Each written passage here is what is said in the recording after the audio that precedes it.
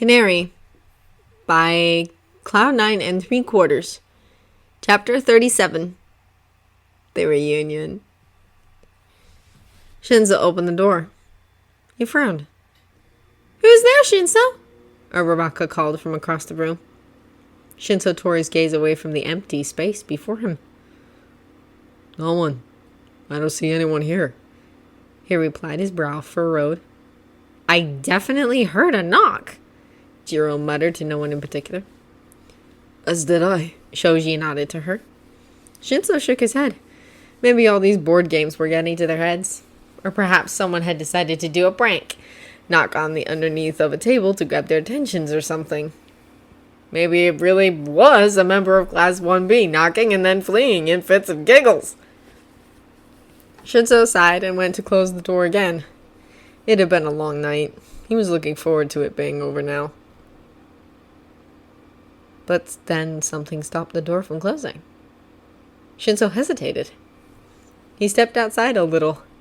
Was someone hiding behind the door? Cautiously, he let go of the door and let this hidden someone pull it slowly but surely further open. And when Shinzo saw the nervous, shivering person behind, well, he didn't know what to feel. Finally, it was over. Midoriya watched Shinzo's face morph across every emotion in the human spectrum. The chain slipped out from under his sleeve as he lifted his arm to wave hello. He vaguely acknowledged Eri's hand slipping from his own in favor of hiding behind his leg and hugging it tightly.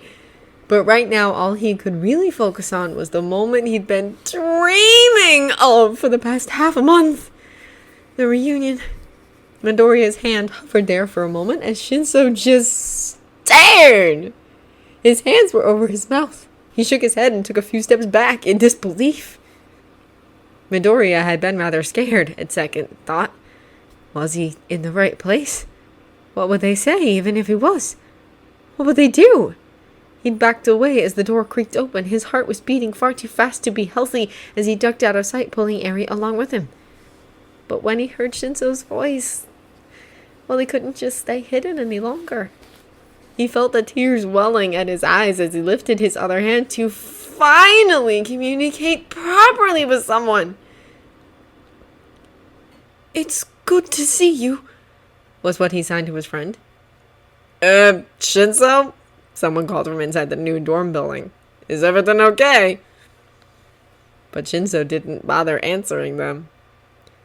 Midoriya hesitated, unsure of what to do. "Sorry for interrupting, but He didn't finish because Shinzo didn't let him. And now it was even harder to stop himself from crying because Shinzo most certainly was over his shoulder as he hugged him tightly. "Shinzo!" someone else yelled after him. Shinzo suddenly let go of Midoriya, walking backwards into the dorms with his hands pulling at his hair, still staring at Midoriya. "What's going on?" The glass hidden just out of Midoriya's sight persisted to question. Again, Shinzo didn't reply, but instead broke into a brilliant smile and swore at the top of his voice. No, this isn't happening. No freaking way! After a moment of shocked silence, Midoriya couldn't help but laugh. Shinzo tried to rub the tears away from his face, but to no avail. "Don't laugh at me, you bastard!" But he didn't stop. He was just so happy. And the moment got even better when from around the corner a little creature rocketed towards him, stopping inches from Midoriya's face and chirped loudly. "Siren!" he thought with an unbridled glee. Midoriya held his hands out for her to land upon and stroked the top of her tiny head with his finger fondly. It wasn't long before curiosity got the better of Class 1A, but the first around the corner to peer out the door was Canary. His jaw practically dropped to the floor. "Holy smokes! Canary! What?" was the chorus from within the dorms. There was the sound of scraping chairs and the thunder of footsteps as Kaminari reached out and pulled Midoriya inside, with Eri scampering along behind him nervously. Midoriya turned around and closed the doors. He didn't know why. but the feeling of having them shut behind him was somewhat comforting. Canary! Jiro cried. She was the next to literally throw herself in Midoriya's direction, being a little less secretive about her sobs. Midoriya was forced to toss Siren into the air so she wouldn't be squeezed between them. There was a mix of reactions across the class. Of course, Midoriya still didn't really know all of them incredibly well, since he never had the chance to spend much time with them during the summer camp.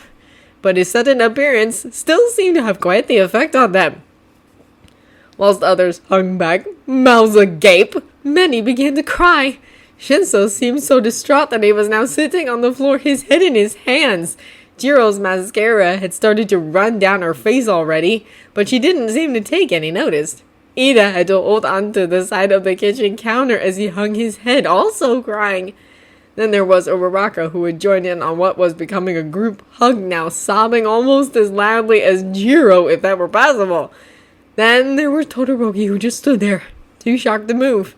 Kachan seemed to be doing the same, standing right at the back of the group and staring. "What the hell?" Shinso eventually screamed as the others began to pull away from the embrace. He grabbed Midoriya's shoulders and repeated those words. "What the hell?" Midoriya just sniffed loudly, his vision blurry, as he waved hello again. But then Shinso's eyes zeroed in on the chain on his wrist. He backed away a little. Okay, let's get that off." Ito walked over and put one hand on Midoriya's shoulder. "I'm going to find Mr. Aizawa. They were having a staff meeting." Midoriya nodded, but didn't let him go without a quick hug, too. Ida's glasses were all steamed up as he left, taking off at a run with the aid of his quirk. "Come on," Shinso insisted, grabbing his arm to lead him toward the seating area. The dorms seemed quite nice, but they didn't get that far because Midoriya pulled away as he met Aries' worried gaze as she still hung onto his leg. Midoriya pointed down at her, and the gazes of his classmates slowly lowered to her level. "Who is—" began Mina before trailing off. Yaoyorozu crouched down to her. Eri backed away a little, hiding behind Midoriya. "Hello there," said Yaoyorozu. "And who might you be?" Eri was hesitant, glancing up at Midoriya, who gave her a swift nod. Eri," she stammered. "Hello, Eri." Yaoyorozu smiled. "I'm Yaoyorozu, but you can call me Momo." Eri held her hands close to her chest as she glanced between them all. It was probably a little overwhelming for her. Are you Canary's friends?" Yaoyorozu blinked at her. Yes, we are." Eri pointed up at Midoriya determinedly. "He needs help. He's hurt. He can't talk. I can't help him." There was a moment of silence as either the others tried to deduce what she meant or frowned at Midoriya with worry. Of course, they could have easily concluded that he wasn't talking because, well, he often didn't anyways. But the bandages sticking out underneath his surgical mask was a bit of a giveaway for those who were capable of noticing them, despite their debilitating emotions. "Can we just—" Shinso started, rubbing the rest of the tears away from his eyes. "Can we just sit down? You need to explain. Please." Midoriya picked at his bandages nervously as he nodded. Honestly, he'd been so focused on getting to UA that he hadn't at all considered what would happen after this initial wave of relief. So the class cautiously started to migrate back to the sitting area. Midoriya followed them whilst making sure Eri was coming too. He did notice he hadn't ended up taking his shoes off, but even as he swerved to turn around and do just that, Shinso grabbed a hold of his shoulders again and steered it towards a sofa, plonking him right in the middle. Eri, a little confused about the whole ordeal, ended up sitting with Yaoyorozu on the armchair next to the sofa. "I can't believe you're here," Jiro wheezed as she accepted a tissue from Yaoyorozu, dabbing at her running makeup only to make it worse. "We thought you were dead." She wept, sitting down next to him on the other side to Shinso. Midoriya cocked his head to one side. Well, it was expected, of course. Overhaul had thought the same thing. But then there was what Midoriya had heard over the radio. So, with singing being something beyond his current capabilities, He resorted to the next best thing, and he hummed the chorus of the song he'd heard her sing, staring at the ceiling and swinging his legs back and forth as he did so, trying not to think about what else had happened on the day that this music had reached his ears. You heard? Rebecca realized, her hands over her mouth. Midoriya smiled beneath his mask and nodded. They gave you a radio, Todoroki concluded, retrieving a discarded cup of coffee from the side of the... Hey, is that Siren's nest? Midoriya picked it up as the bird in question finished her loop-de-loops around the room and settled down in it. Midoriya. He turned his head back to Shinso. His face was all red and his eyes bloodshot after his tears. How did you get here? Oh! He exclaimed, passing the net to Shinso and delving into his pockets again to reveal his phone. He carefully removed the ruined device from the case and then flashed the 3 cards hidden behind it to the others. Shinso took each of them from him in turn, frowning at them. You got into UA with your ID. No, I got that, but just... How? Midoriya blinked at him for a moment before pointing to his train card once more. He stared at him. You took the train? Midoriya let out a small laugh and nodded. But from where? Questioned Todoroki, perched on the arm of the sofa beside Shinso. Midoriya started. About an hour from UA. You were an hour away, Shinso exclaimed. You were so close, Jiro realized, covering her face with her hands again. But no one ever found you, she sobbed. Midoriya just hugged her again, hopefully conveying that it was okay. We need to get that chain off, Jiro insisted after feeling the cold metal against her skin. Right, Shinso nodded. How do we do that? I can do it, insisted Todoroki. He hurried forward and examined the cuff. Sato, I'm going to melt through the metal and then freeze it as soon as I can so it won't hurt Midoriya. Can you pull it apart as I do this? Sato, with the strength-enhancing ability, nodded confidently. He pulled a singular sugar cube from his pocket, the fuel for his power, as he stepped forwards and grasped the sides of the metal. Okay, go now! Todoroki's left hand glowed with fire as he carefully began to heat the metal. In a slight fear that it would accidentally burn him, Midoriya winced and looked away. But after a surprising increase in temperature, quickly followed by a drop so drastic that he let out a gasp, there was the distinct sound of snapping metal. The cuff fractured and fell into 2 clean pieces, breaking at where Todoroki had melted into it and through the seam on the other side. Once free, Midoriya rubbed at the skin that had been hidden under it in utter relief. Todoroki took the chain out of Midoriya's sight, and he was happy for it. There were a few minutes of silence after that, whilst everyone exchanged nervous whispers, tried to comfort Midoriya, or just stood there lost in their thoughts. How did you get away from them? That was Gachan. Everyone turned to stare at him for a moment, a strange mixture of emotions on their expressions. Midoriya tried to ignore it as he turned to Shinso to sign an explanation, relishing in the improved mobility of his wrist. I've gotten out quite a few times, actually. This was just the only time I got lucky enough for it to be successful. You've gotten out before? Was all Shinso translated. How many times? Midoriya frowned, thinking back to how many times he managed to flee, including that night's happenings. 6, I believe. You got out 6 times? But what made this time any different? Questioned Mina. She curled up on the sofa opposite him, now in her pajamas, the wet on her cheeks making her pink skin glisten strangely in the light. Midoriya nodded towards the little rag-clad girl by Yaoyorozu. Eri, he managed. It was a nice simple name. I had to get her out. Another brief moment of silence followed. It was Mina who broke it with a cry of frustration through her heavy sobs. Midoriya flinched dramatically at it as she spoke. Oh, come on, please! Speak to us! Mina begged. I know you find it hard sometimes and I understand, but you're saying bits and pieces and I just want to understand what... Don't force him, Shinso snapped protectively. I'm not! Protested Mina. Everyone turned back to Mary. "He can't speak," she whispered, trailing off as she gazed into Midoriya's eyes. Midoriya, what happened? Asked Todoroki, wavering with his question as he glanced between him and Shinso as if unsure if asking was pushing any limits. Midoriya hesitated. He didn't want to make them worry. Your face! Interjected Kacchan, walking a little closer to him, but still hovering at the edge of the group. He glanced at the others as their stares returned to him. He ended up focusing his gaze on Midoriya. Shigaraki did something to you, back at Kamino. Midoriya had almost forgotten that Kacchan had seen it happen. He was just so relieved to see that he really had made it out okay. That everyone had, him included.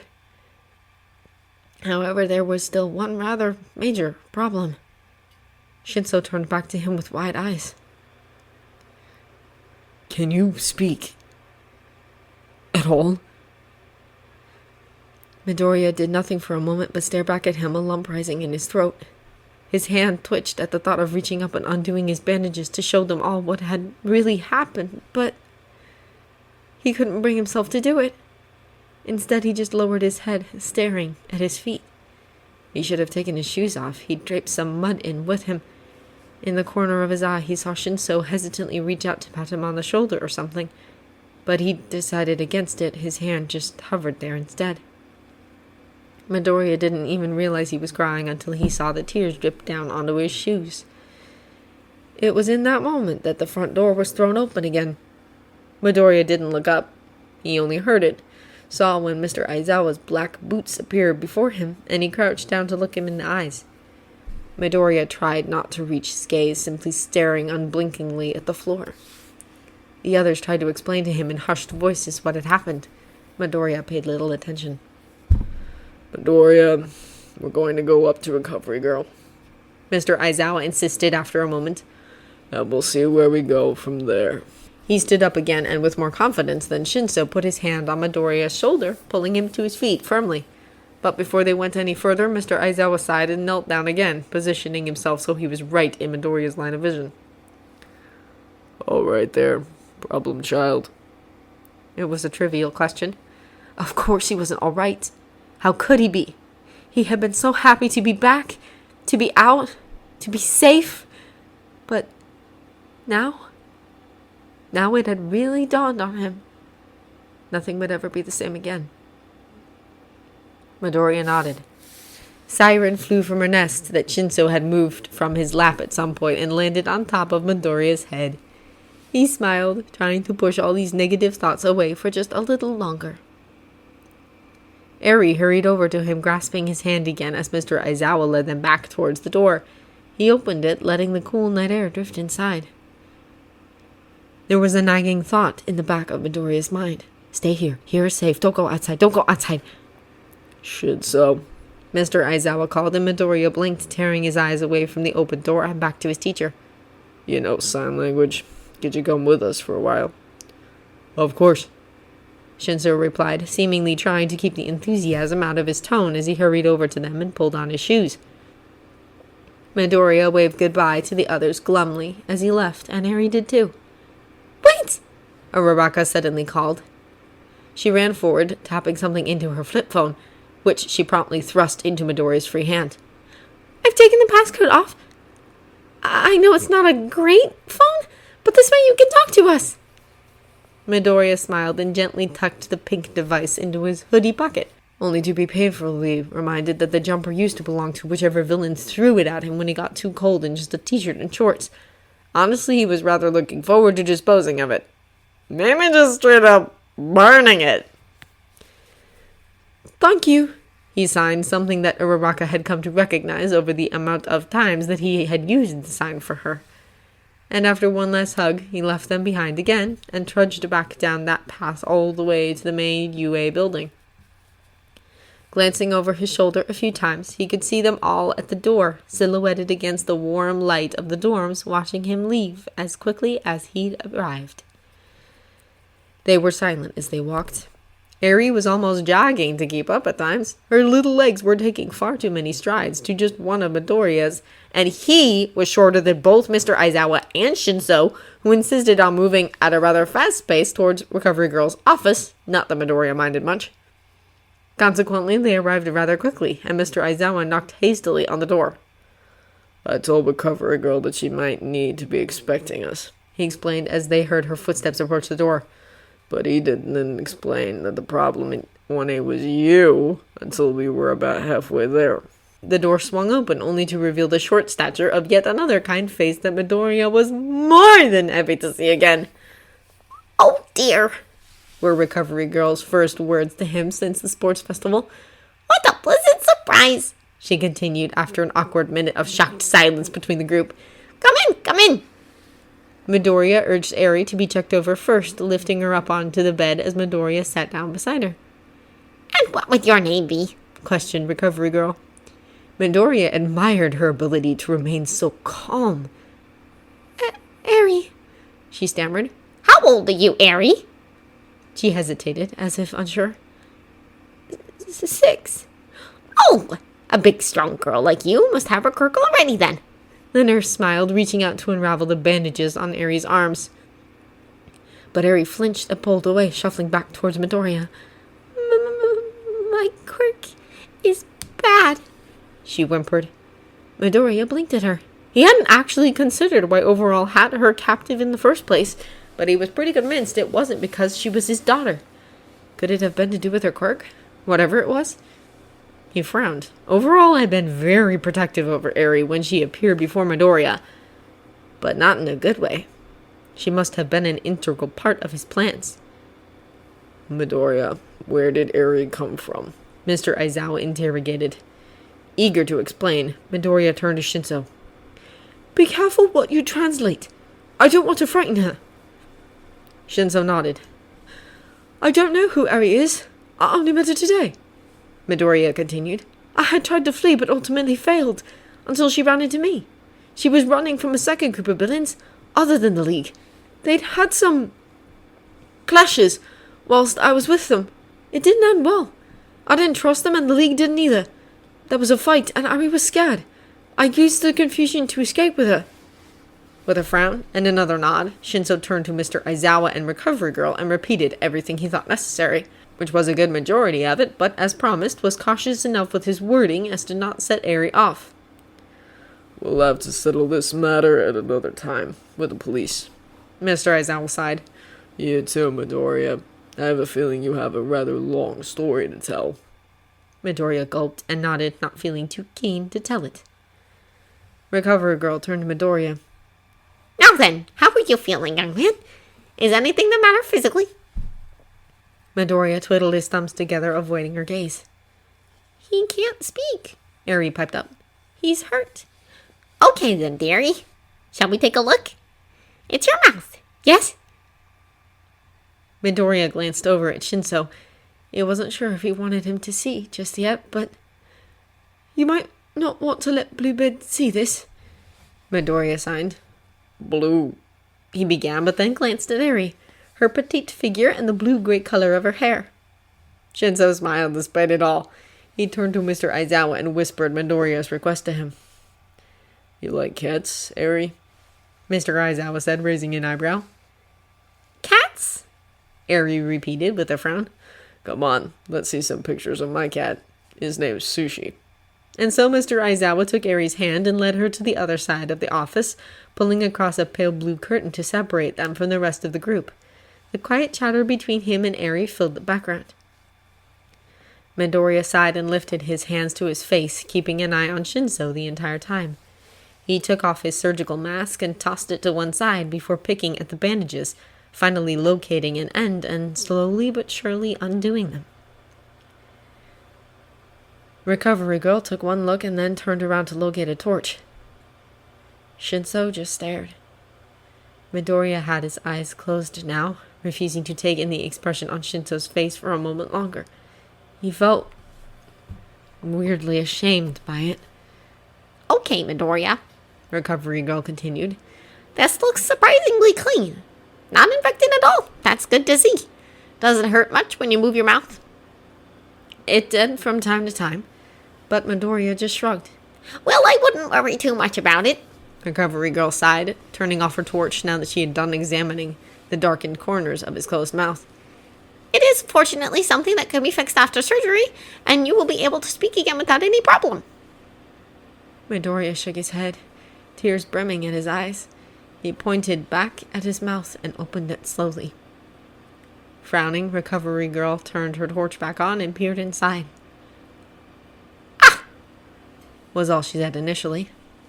Midoriya had his eyes shut tight, refusing to open them to see the reactions on their faces. Because he could hear Shinso's sharp inhalation. He knew he had seen it too. The state of his tongue. Yes, that could prove a little more problematic, Recovery Girl admitted after clearing her throat. Midoriya closed his mouth and cautiously opened his eyes. He took one look at the horror across Shinso's expression and had to avert them again. Midoriya reached for his surgical mask again to hide his wounds, only for Recovery Girl to snatch it off him and toss it into the bin. She rummaged through her drawers and replaced it with a new one colored light blue. It defeats the purpose if it's not clean, she insisted. He nodded and pulled it over his head, tucking the straps behind his ears. This one was bigger, it fit better, and concealed the entirety of his damaged cheek without having to use bandages to cover the rest of it up. Mr. Aizawa? Recovery Girl called out. He pulled the curtain aside instantly. I'm going to contact the Hero Hospital. You may have to stay there for a few days, she explained. Mr. Aizawa nodded as Eri hurried back over to Midoriya. He has a cat, and he's big and fluffy, she announced. Her enthusiasm was apparent, yet she lacked a smile on her face. It was like she was stating a fact, more than just being excited about a cute cat. Midoriya smiled for her and nodded. Can I show you? She asked. Midoriya nodded again as she shuffled up beside her. Mr. Aizawa sighed as he handed over his phone so Eri could flick through the pictures contentedly. For the next however long it was, that was all they did. Look at cats. Shinso sat next to them too, and the thought of the future was lost to the backs of their minds. Mr. Aizawa had announced that he would leave them in the care of Recovery Girl whilst he went and explained the situation to the rest of the teachers. So perhaps Midoriya should have expected what happened next. The door creaked open again. Midoriya thought it was just Mr. Aizawa returning. He looked up, expecting him to say that their transport to the hospital was here, and that he would need his phone back, but instead... Hey there, little co-host! It was President Mike. They stared at each other for a moment. Midoriya smiled and waved at him. Hello, Cockatoo, he signed whilst trying not to cry, and gradually a smile spread across his teacher's face. Okay, sighed Mr. Aizawa. Since Mike knows sign, he'll be accompanying Midoriya and Eri to the hospital. Wait, can't I come too? Protested Shinso as he got to his feet. Mr. Aizawa hesitated, taking his phone back off his student. I'm sorry, Shinso, but this is serious. There needs to be a police investigation, and from what it sounds like, maybe even surgery. You'll have to stay here. Come on, Canary! President Mike exclaimed, reaching forwards to grab his shoulder. Which is when he broke down, the tears seeping out from underneath his hero costume sunglasses. Midoriya just grinned sadly and hugged the hero. I'm sorry we couldn't save you, he whispered. Midoriya just buried his face in his jacket, unable to reply. He wasn't sure if he could have thought of what to say, even if he could. Let's go, President Mike insisted after a moment longer, patting Midoriya on the back. And so, not long after he had arrived, Midoriya left Yue in the back of an ambulance, an unease brewing within him. Perhaps it was just paranoia, but from the window he could have sworn he saw faces in the shadows. Familiar ones, waiting for him. Canary! President Mike rested his hand on Midoriya's shoulder and made him flinch. Hey, it's all right! You're safe now! Midoriya glanced over at Eri. Thoughts of a dangerous quirk. A man who used it to his advantage. Then of that bullet. The golden ones fired at Magnet and Compress not so long ago. Those which erased Quirks. He raised his hand to his cheek, his exposed teeth brushing against the inside of the new surgical mask. He thought of the man who took his voice, his power, his future. No, this wasn't over yet.